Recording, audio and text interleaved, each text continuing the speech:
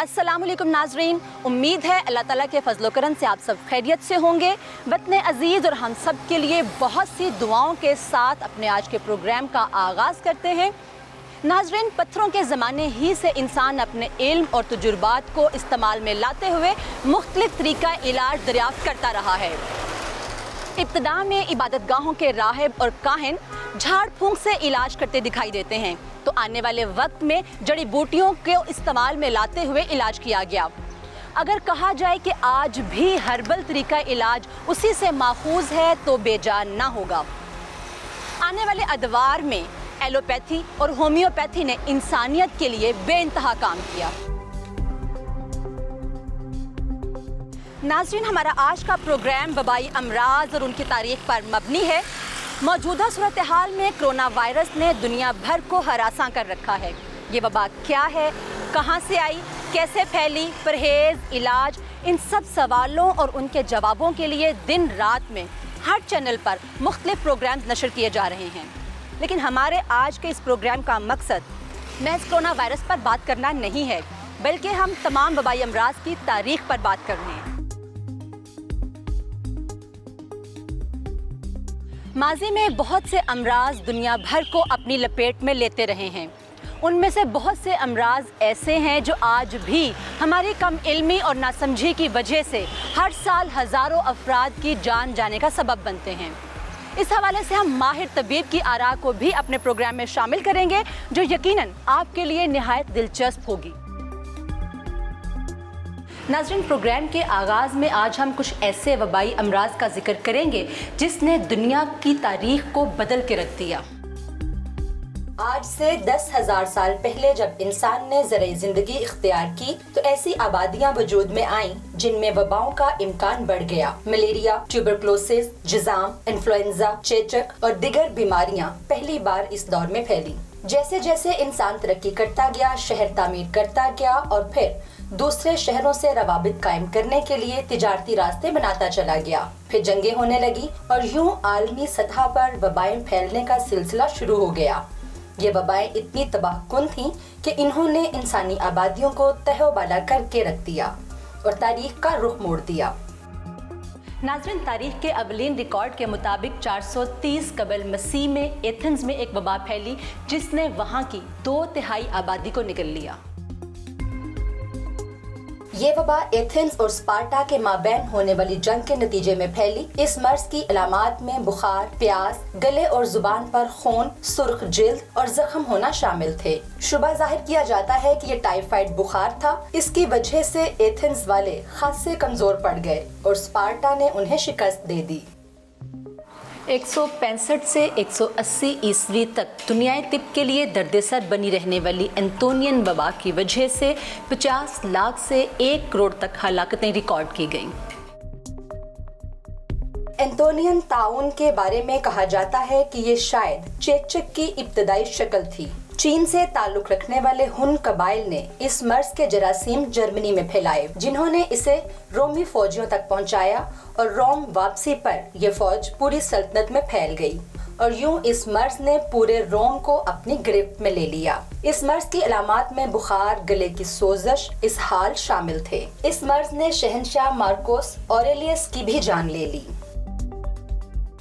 नाज़रीन, ताउन की मुख्तलिफ इक़साम हैं जो मुख्तलिफ अदवार में मुख्तलिफ ममालिक में मौत बनकर छाई रही। इस वबा का दौरानिया 300 साल बताया जाता है। ये ताउन सबसे पहले मिस्र में नमूदार हुआ, इसके बाद फ़लस्तीन के जरिए बाज़ंतीनी सल्तनत और फिर बहरा रोम के सारे इलाके में फैल गया, जिसने रोमी सल्तनत की मुआशी मुश्किलात को बहुत बढ़ा दिया। 541 ईस्वी से 542 ईस्वी तक फैली जस्टेनियन ताउन की वबा ने दुनिया की सूरत हाल को बदल कर रख दिया और मसीहियत तेजी से फरोग पाने लगी। नाज़रीन, कोढ़ का मर्ज अगरचे बहुत कदीम है, लेकिन 11वीं सदी ईस्वी में इस मर्ज ने यूरोप में आलमगीर वबा की सूरत इख्तियार कर ली। इस वबा की वजह से आज भी हर साल लाखों अफराद मुतासर हो रहे हैं। 11ویں صدی عیسوی میں کوڑ کے مریضوں کی تعداد اس حد تک بڑھ گئی کہ ان کے لیے علیحدہ اور خصوصی ہسپتال بنائے جانے لگے۔ اس مرض میں اعضاء کی ہیئت بدل جایا کرتی تھی اور جسم پر سوزش نمودار ہو جاتی تھی۔ 1347 سے 1351 تک کالی موت نامی وبا نے دنیا کی 1/3 آبادی کو موت کے منہ میں دھکیل دیا۔ یہ وبا بھی طاعون ہی کی ایک قسم تھی جس کی ابتدا غالباً ایشیا سے ہوئی اور پھر کاروانوں کے ذریعے یہ وبا مغرب کی طرف پھیلی۔ 1347 میں بوبونک طاعون کی یہ وبا سسلی پہنچی، بعد ازاں میسینیا کی بندرگاہ کے ذریعے یورپ پہنچی۔ اس دوران لاشیں اتنی زیادہ ہو گئی تھیں کہ انہیں گلنے سڑنے کے لیے پھینک دیا جاتا تھا۔ اس وبا کے باعث پیدا ہونے والے معاشی حالات اور آبادی میں رد و بدل سے برطانوی جاگیرداری نظام انحطاط پذیر ہوا۔ انگلستان اور فرانس کو جنگ بندی کرنا پڑی۔ گرین لینڈ کی عسکری قوت کم ہو گئی۔ اس کے علاوہ شمالی امریکہ میں دریافتوں کا شروع ہونے والا سلسلہ بھی رک گیا۔ 1492 میں شمالی اور جنوبی امریکہ میں چیچک، خسرہ اور بوبونک طاعون کی وبا پھیلی۔ اس وبا کی وجہ سے وہاں کی 90% آبادی موت کے منہ میں چلی گئی۔ اس وبا کے پھیلنے کی بنیادی وجہ یہ تھی کہ وہاں کے مقامی لوگوں میں اس کے خلاف مدافعت موجود نہیں تھی اور یہ مرض ان کے لیے بالکل نیا تھا۔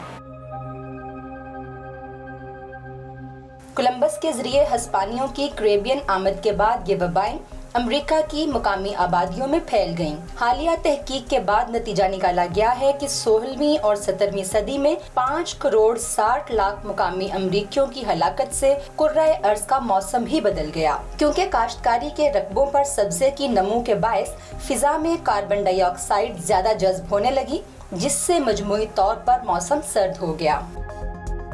1546 میں میکسیکو میں کوکولزتلی 1 نامی وبا کی وجہ سے 15 سے 20 لاکھ تک ہلاکتیں ریکارڈ کی گئیں۔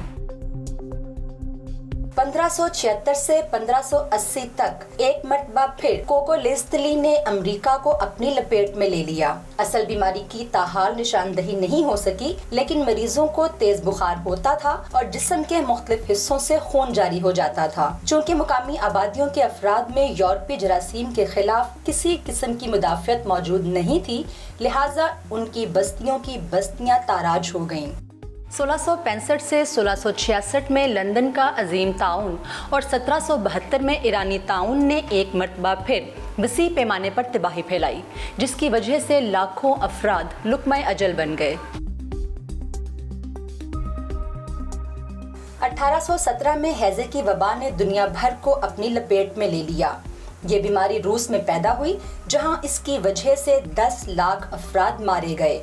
چھوٹی آنت کی انفیکشن سے ہونے والی اس بیماری نے برطانوی سپاہیوں کو بھی اپنی لپیٹ میں لے لیا، جہاں سے یہ مرض ہندوستان پہنچا اور لاکھوں افراد موت کا شکار ہوئے۔ بعد ازاں یہ وبا برطانیہ کی بحریہ ہی کے ذریعے اسپین، افریقہ، انڈونیشیا، چین، جاپان، اٹلی، جرمنی اور امریکہ پہنچ گئی اور بھاری جانی نقصان کا باعث بنی۔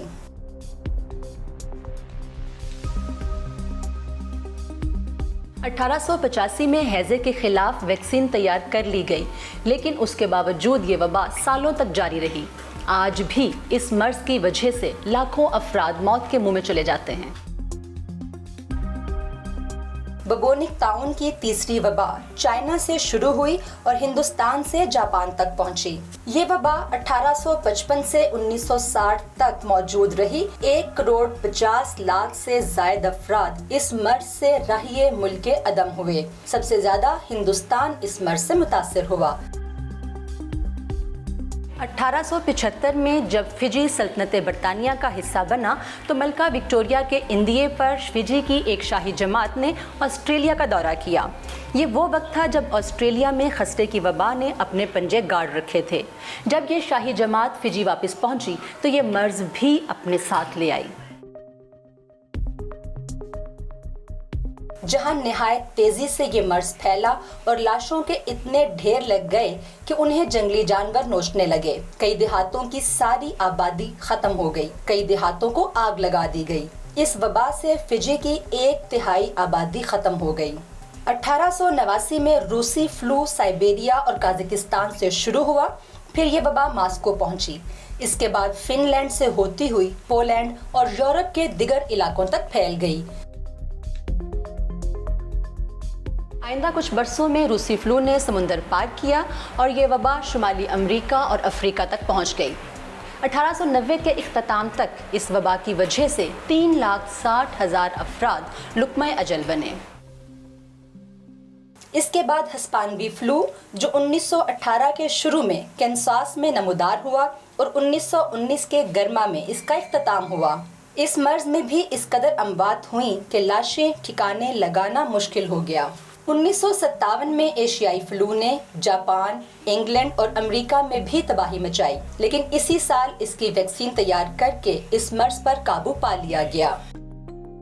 1981 میں HIV کی اولین نشاندہی ہوئی، جس میں مبتلا فرد کا مدافعتی نظام بالکل تباہ ہو جاتا ہے اور اس فرد کی بالآخر موت واقع ہو جاتی ہے۔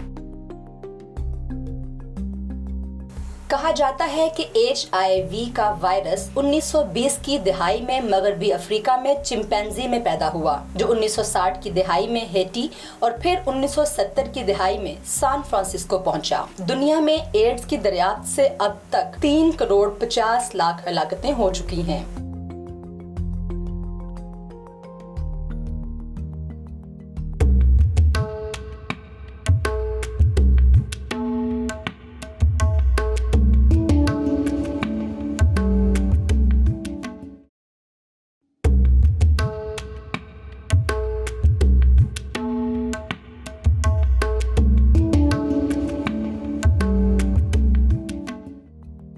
ناظرین، کرونا وائرس 21ویں صدی کی وبا جو گزشتہ برس کے اختتام پر شروع ہوئی اور اب تک اس کے متاثرین میں مسلسل اضافہ ہو رہا ہے۔ کورونا جو ہے یہ ایک سیریس پرابلم ہے on true medical professional language basis. یہ کنٹیجس ڈیزیز ہے، ایک سے دوسرے کو لگتی ہے، تیزی کے ساتھ حملہ کرتی ہے۔ یہ اس سے خوف زدگی جو ہے وہ لازم نہیں ہے، اس کے لیے ایجوکیشن کی ہمیں ضرورت ہے۔ اگر یہ 100 آدمیوں کے اوپر حملہ آور ہوتی ہے تو اس میں سے عمومی طور پر 2 سے 3% لوگ جو ہیں ان کی ڈیتھ ہونے کا امکان ہوتا ہے۔ تقریباً 97-98% لوگ جو ہیں وہ کم یا زیادہ بیماری کے بعد ٹھیک ہو جاتے ہیں۔ موجودہ بیماری میں میں نے آلریڈی آپ سے گزارش کی کہ سوشل ڈسٹینسنگ بہت لازم، کانٹیکٹس بالکل کم کر دیں یا نہ ہونے کے برابر کر دیں۔ اپنے ہاتھوں کو فریکوینٹلی صابن کے ساتھ واش کیجئے، دھوتے رہیں۔ اگر کسی بھی قسم کا کوئی ذہن کے اندر یا جسم کے اندر تبدیلی محسوس ہوتی، جیسے فار ایگزامپل بخار چڑھنے لگ گیا، کھانسی ہونے لگ گئی، خشک کھانسی ہے، آپ سمجھتے ہیں کہ میرا جسم گر رہا ہے، میرے اندر قوت کم ہوتی جا رہی، تو ضروری ہے کہ آپ اپنے قریبی ڈاکٹر یا ہسپتال کے اندر جا کے اپنا معائنہ کروا لیجیے، اپنے ٹیسٹ کروا لیجیے۔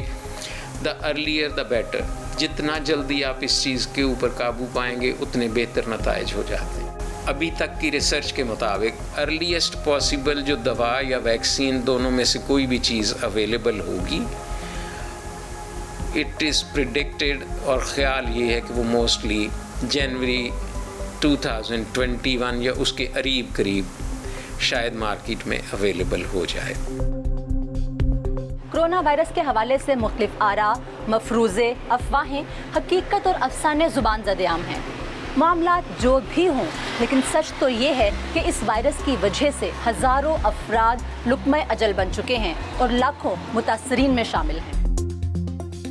اس سے بھی سنگین صورتحال یہ ہے کہ معیشت عالمی سطح پر تباہ ہو رہی ہے، روزگار ختم ہو رہے ہیں اور کم آمدنی والا طبقہ اس سے خاص طور سے متاثر ہو رہا ہے، جس کی وجہ سے ڈپریشن کی شرح تیزی سے بڑھ رہی ہے۔ اس حوالے سے ماہرین کیا کہتے ہیں، ہم ان سے بھی بات کریں گے، لیکن اس سے پہلے دیکھتے ہیں ایک رپورٹ۔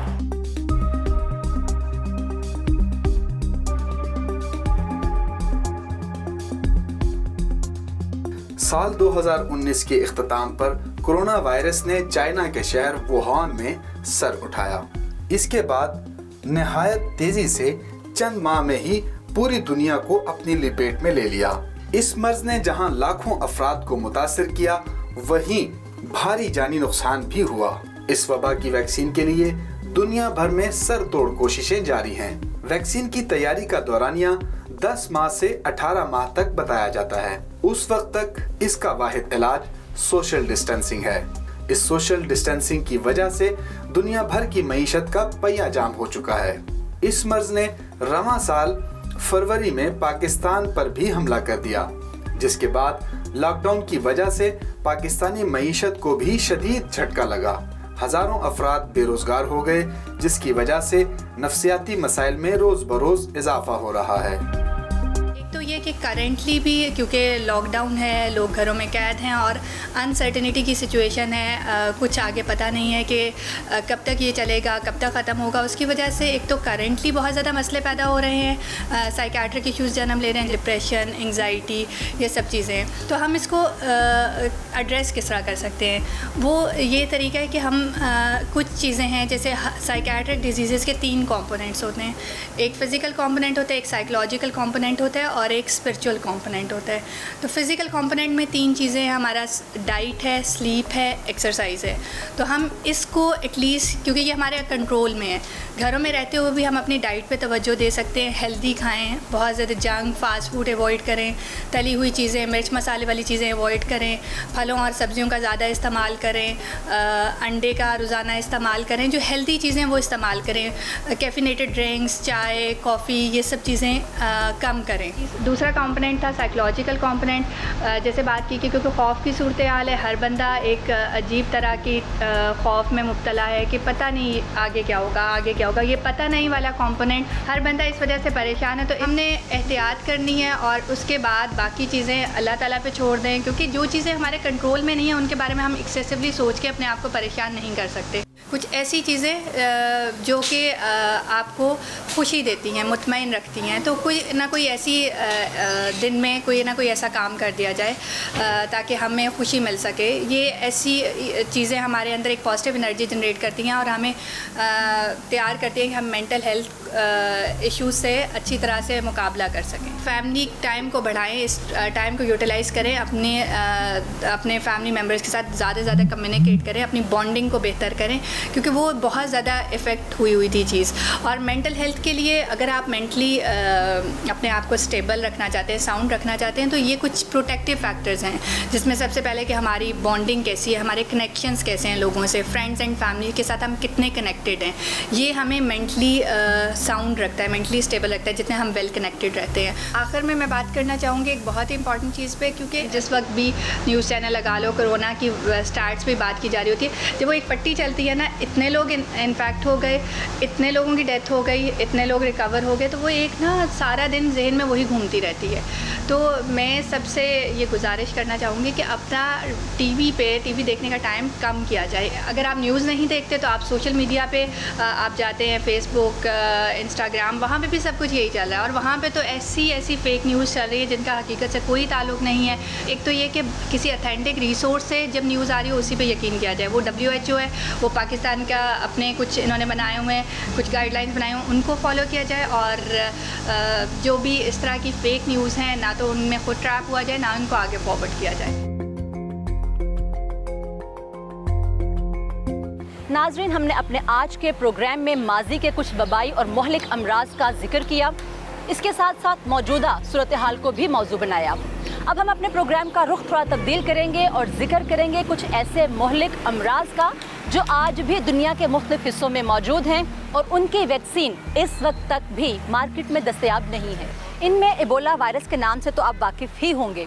इसके अलावा कौन कौन से वायरसेस मौजूद हैं, इस हवाले से इस प्रोग्राम में हम तिब्बी माहिरीन की आरा को भी शामिल करेंगे, लेकिन उससे पहले देखते हैं एक रिपोर्ट। कोरोना के अलावा भी दुनिया भर में बीमारियां फैलाने वाले कुछ ऐसे मजीद वायरसेस मौजूद हैं जिन पर तहकीक की जा रही है, लेकिन अभी तक इनकी वैक्सीन या दवाई मौजूद नहीं है। इन वायरसेस में निपा नामी एक जरसूमा जुनूबी इंडिया में लोगों को हलाक कर रहा है। ये लोगों की सेहत के लिए बड़ा खतरा है और आने वाले वक्त में ये भी आलमगीर वबा बनकर फैल सकता है। ऑस्ट्रेलिया में पाया जाने वाला हैंड्रा वायरस भी इसी जुमरे में आता है। क्राइमन कॉन्गो हेमोरेजिक فیور بری طرح انسانوں میں پھیل سکتا ہے. اس میں اموات کا خدشہ 40% ہے. ایبولا وائرس کی وجہ سے 2014 سے 2016 تک مغربی افریقہ میں تقریباً 11,000 افراد ہلاک ہوئے. مربرگ وائرس بھی ایبولا ہی کی طرح کا وائرس ہے جس کے سبب 8 سے 9 دن میں موت واقع ہو سکتی ہے.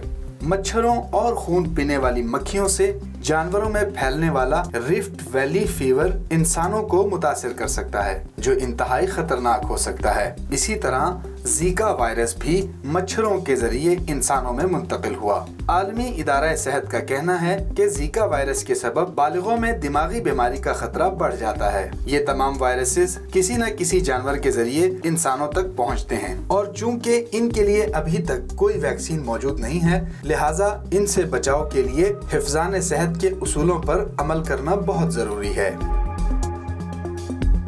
دنیا کے اندر بہت ساری بیماریاں، بہت سارے وائرس، بیکٹیریا موجود ہیں جن کی ویکسین یا دوا موجود نہیں ہے.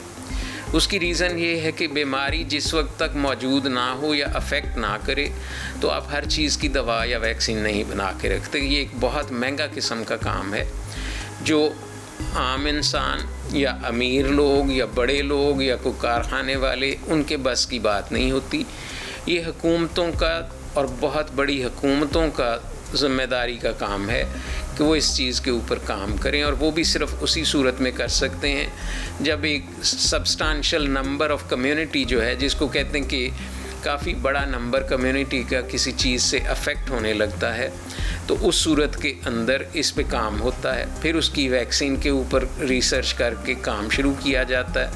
جو بیماری موجود ہوتی ہے اس کے انسانی جسموں کے اوپر جو اثرات ہیں اس کو دیکھا جاتا ہے اور وہاں سے جو اثرات مرتب کرتے ہیں اس کو ختم کرنے کے لیے مختلف طریقے سے اینالائز کر کے ریسرچ کر کے کوئی نہ کوئی دوا یا ویکسین نکالی جاتی ہے. اس چیز کے اوپر بلینز آف ڈالرز خرچ ہوتے ہیں.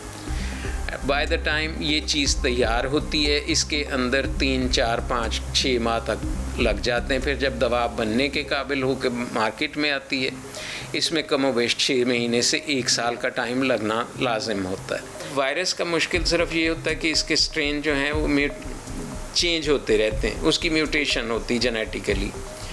تو جینیٹیکلی میوٹیشن کا مطلب یہ ہے کہ اس کی بنیاد جو ہے اس کے اندر تبدیلی ہو جاتی. آپ نے سے فار ایگزامپل ایبولا وائرس کا کہا کہ اس کے لیے آپ نے دوا تیار کر لی، اس کو استعمال شروع کرنا کیا تو پتہ چلتا ہے کہ اس وائرس کے اندر جینیٹک میوٹیشن ہو گئی. جس وائرس کے سٹرین کے لیے آپ نے دوا استعمال کرانی شروع کی تھی وہ تو ٹھیک ہو گیا لیکن جو دوسرا آیا ہے اب اس کے لیے آپ کو نئے سرے سے نئی کہانی، وہ چیز، نئی دوا یا ویکسین آپ کو ڈھونڈنی پڑتی ہے. ناظرین، صورتحال کیسی بھی گمبھیر کیوں نہ ہو، جب تک امید کے جگنو روشن ہیں اس وقت تک ہمت اور حوصلہ قائم رہنا چاہیے. آنے والے دنوں کے بہت سے روشن سویرے اور خوش آئند دن ہمارے منتظر ہیں. ان کے استقبال کے لیے خود میں اعتماد پیدا کیجیے، ہمت پیدا کیجیے، امید پیدا کیجیے. اس کے ساتھ ہی اپنی میزبان نسرین بٹ کو جی کا جہاں کی ٹیم کے ساتھ اجازت دیجیے. اللہ حافظ.